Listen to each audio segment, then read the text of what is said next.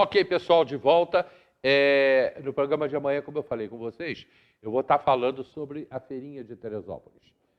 O Deco está vindo aqui, vai trazer o projeto aí de reforma da feirinha, e vai ser muito legal. Eu quero falar muito que a feirinha, aquilo ali, hoje, é uma máquina.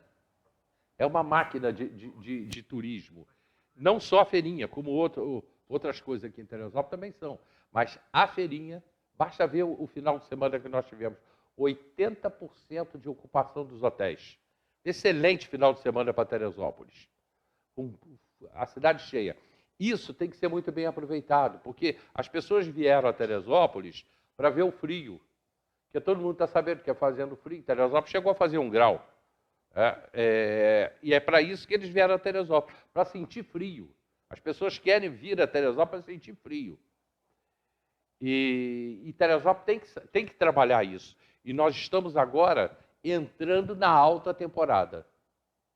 E essa alta temporada, e vai ser o nosso bate-papo de amanhã no programa, essa alta temporada tem que ser muito bem aproveitada pela Secretaria de Turismo, de Cultura.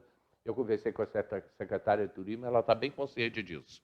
Estou recebendo a visita aqui hoje, mais uma vez, já esteve algumas vezes aqui no nosso programa, da Regina Fechó. E a gente vai falar sobre Teresópolis. Regina, bom dia para você, é ótimo tê-la aqui.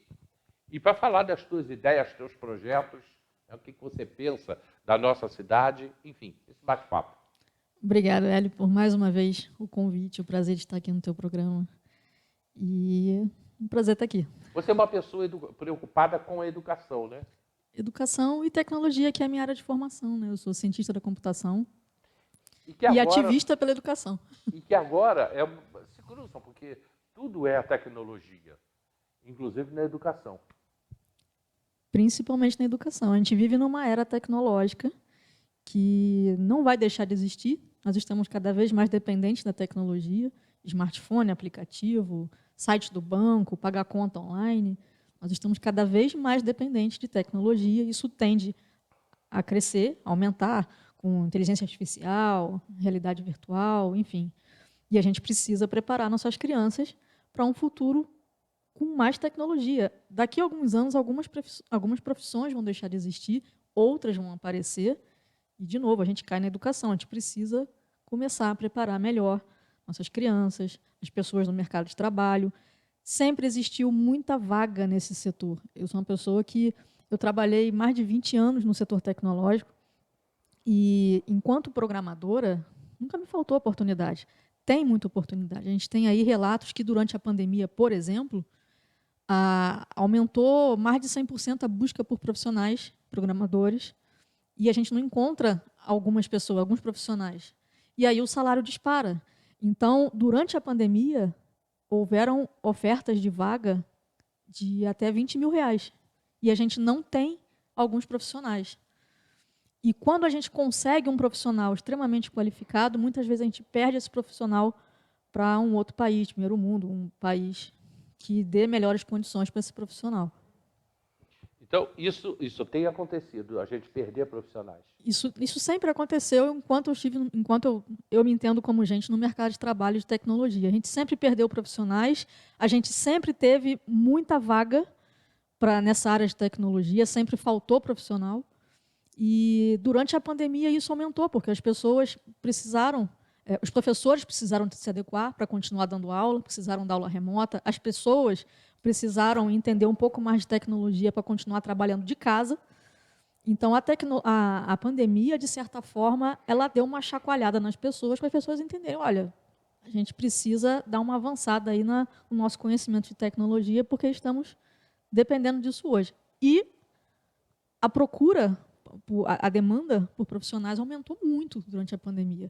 Empresas que, não sei se eu posso citar nomes aqui, melhor não, né? Vou citar uma aqui, a Vetex. O faturamento aumentou durante a pandemia, justamente porque é uma empresa que oferece serviços na internet, né? E as pessoas acabaram demandando muito. Então, essas empresas de tecnologia, que a base delas é a internet, enquanto estava todo mundo preocupado aqui com o que ia acontecer, eles estavam faturando. E eles precisam de gente, de programador, de analista. É uma área promissora, é uma área que não tenho o que reclamar nesse sentido. Fiz a minha carreira ali e tem vaga, tem muita vaga. Agora, Teresópolis está preocupado com isso? Você tem aonde as pessoas buscarem uma faculdade, um curso? Mas eu estou falando coisa boa. Então, quando a gente entra no assunto educação, a gente vê que até então falta muita coisa ainda. Você vê, esse ano o governo do estado lançou aí a construção de espaços maker nas escolas. O que são esses espaços maker nas escolas? Tem a ver com o projeto que eu escrevi. Eles lançaram esses espaços nas escolas estaduais, que são espaços onde os jovens eles conseguem ter um aprendizado sobre robótica educacional, sobre atividades, usando o conceito do aprender fazendo. Né? Isso já está em alta em países de primeiro mundo, o mundo todo já avançou com relação a isso, e o Brasil está engatinhando. Então, esse ano, o governo do estado lançou, eu soube que aqui em Teresópolis, em algumas escolas estaduais, eu não sei se todas, já receberam essas obras, esse investimento, mas não é só isso. Precisa de muito mais que isso. Precisa ter capacitação para o professor, precisa ter mais investimento com a própria escola. Tem escola aqui com um espaço para laboratório de ciências que está vazio. Precisa de mais que isso. Então, não está ok ainda. O Brasil, ele investe hoje quase 6% do PIB em educação. E, por incrível que pareça, eu vou mostrar aí mais para frente, eu trouxe um material para mostrar, e, por incrível que pareça, isso já é mais do que os Estados Unidos investe. Então, investimento a gente faz, mas para onde está indo? Como está sendo usado esse dinheiro? Então, tem coisa errada aí que a gente precisa dar um direcionamento melhor para ver esse resultado lá na ponta, que são as escolas. Que investimento está acontecendo. E, seguindo o Plano Nacional de Educação, esse investimento, inclusive, tende a aumentar. Já deveria ter aumentado, porque já era para estar, se não me engano, em 7%. A meta maior prevista no Plano Nacional de Educação é de 10%. Nós vamos chegar em 10%, que é mais, inclusive, que países como, se não me engano, a Noruega, a Suécia, que chegam a investir até 8% em educação e tem uma educação de qualidade. Então, se a gente chegar a investir 10% do PIB em educação e nada mudar, nossa, tem coisa muito errada, mas muito errada. Mas aí essa comparação, eu acho, lamentavelmente, ela não cabe. Você falou Suécia, Noruega, são países que são muito desenvolvidos, são países muito antigos, muito menores que o nosso Brasil. Nós temos um país continental, um país onde educação e tecnologia ainda não andam juntas.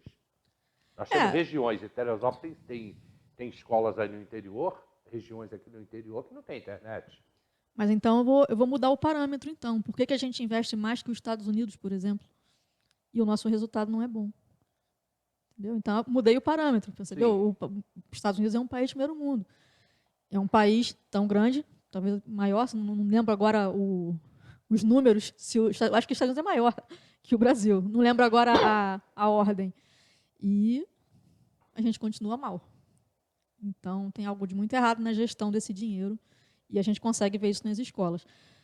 Tem a questão da evasão escolar, tem muitas outras questões aí que a gente tem que olhar quando a gente pensa na educação. Eu acho que a gente está muito longe ainda. Lógico que estamos caminhando e vamos caminhar para lá. Eu falo isso, inclusive sexta-feira, eu até comentei isso numa reunião que eu tive ali na prefeitura. A gente está muito longe ainda dessa tecnologia alcançar toda a população, até porque nós temos uma população carente. E essa população carente, ela não tem internet, ela não tem aparelhos bons, ela não tem computador. Como é que você vê isso? Tem uma questão importante aí. Por exemplo, algumas semanas atrás eu conversei com uma professora e ela me falou o seguinte: Regina, a escola mudou para o regime integral. Só que nada dentro da escola mudou. Como é que a gente vai segurar um estudante dentro da escola? O estudante ali no 220, e o que vai segurar ele dentro da escola? Nada. Eles não têm, nada mudou, não tem um atrativo dentro da escola. Então, assim, eu acho que a gente tem que começar a pensar na escola como um local realmente onde o estudante queira ir para aprender, para se desenvolver, para usar um laboratório, para usar, que seja a internet. Se a gente não tem hoje, por exemplo, hoje aqui em Teresópolis, a gente tem a questão da sombra de sinal, né? Tem muitos locais aqui que o sinal chega meio capenga ou não chega. Então, a gente tem essa questão.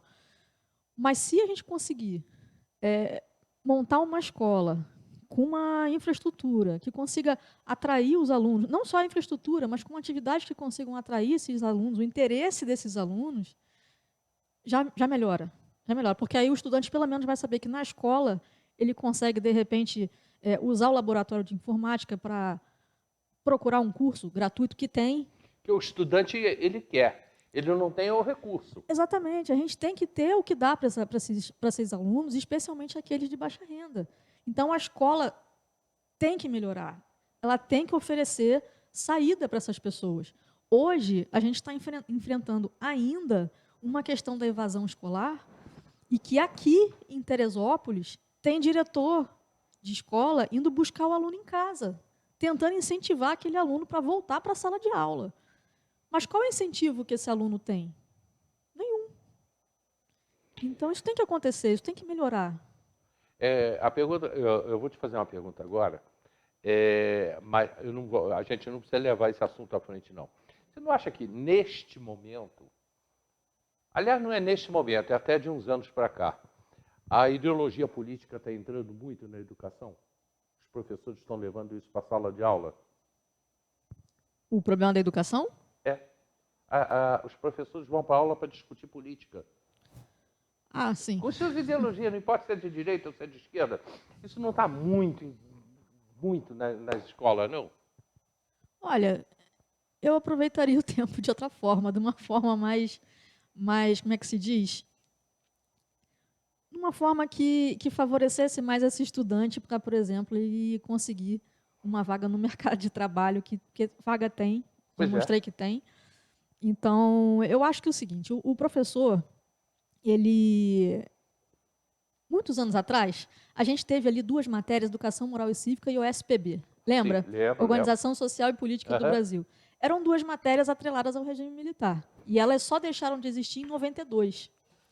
Nessas matérias, a gente ouviu muito falar, né, sobre a organização do Brasil, o que fazia o prefeito, o vereador, o deputado, enfim. Que nós somos uma república. Então, assim, tem coisas que eu acho que tem que ser dita, tem que ser ensinada sim, mas sem puxar para lá e para cá. Né? Uma coisa mais imparcial, sem entrar nesse mérito. Uma escola pública de tecnologia, nós não temos. Não aqui. Sim, Teresópolis, nós não temos. Não. O que se precisa para fazer isso, além da vontade política? Olha, aí eu vou falar do meu projeto. Pois é, eu quero chegar no teu projeto. E qual foi a primeira? A primeira foi o JET Elza Soares, lá no Rio. Foi ginásio Experimental Tecnológico Elza Soares, criado no Rocha, lá no Rio de Janeiro. Foi a primeira escola pública tecnológica criada no Brasil, na gestão do Eduardo Paz, que é o prefeito atualmente lá no Rio. E na gestão do Renan Ferreirinha, que era então o secretário de Educação, e agora ele voltou para a Alerj como deputado. Eu, em 2020, se não me engano, eu escrevi um projeto de educação onde eu escrevi esse projeto para cá, pensando em Teresópolis. E a ideia era que a gente tivesse alguns polos de robótica educacional, de laboratório de robótica educacional, espaços maker, como esses que o Estado está criando nas escolas, para que a gente conseguisse oferecer isso para as escolas municipais daqui de Teresópolis. E a gente sabe que, depois da pandemia, teve muita escola aí reclamando de infraestrutura. Eu pensei, bom, eu vou conseguir agregar com isso. E aí eu consegui o interesse de um deputado federal para ele mandar a emenda parlamentar para isso ser realizado. Mas aí eu acabei esbarrando em algumas barreiras aí políticas, o troço não foi à frente. E eu falei, bom, não vou deixar morrer aqui, né? E aí eu fui conversar com o Renan Ferreirinha lá no Rio, na Secretaria de Educação, e ele já estava com uma ideia de colocar isso nas escolas lá do Rio. Então, de certa forma, a gente teve muitas conversas conceituais sobre isso, né, sobre essa questão, essa metodologia de ensino, do espaço maker e tudo. entraram outras pessoas, contribuíram e tudo, e isso acabou se tornando a primeira escola pública tecnológica do Brasil, lá no Rio de Janeiro. Eu estive na inauguração, inclusive com a família da Elza Soares, que esteve lá, foi uma homenagem a ela. E foi um prazer e um orgulho ter participado disso, ter contribuído de alguma forma para a educação lá do Rio. Gostaria que tivesse sido feito aqui, não foi possível, mas quem sabe aí num futuro as coisas melhorem para cá. Eu sei que isso seria muito bom para a cidade, especialmente no momento onde a gente sabe que as barreiras estão se quebrando. Hoje a gente já, por exemplo, nos Estados Unidos você já tem o trabalho remoto há muito tempo, mas aqui no Brasil, na pandemia, isso começou a se tornar mais frequente por conta da limitação. As pessoas estavam em casa, não podiam sair. Pois é, mas agora vem um projeto aí para o estudo remoto. Digamos que esse projeto seja aprovado, vai se levar isso à frente, mas nós ainda não temos um país tecnologicamente de primeiro mundo. E como é que nós vamos chegar nas regiões? E Teresópolis é uma dessas regiões.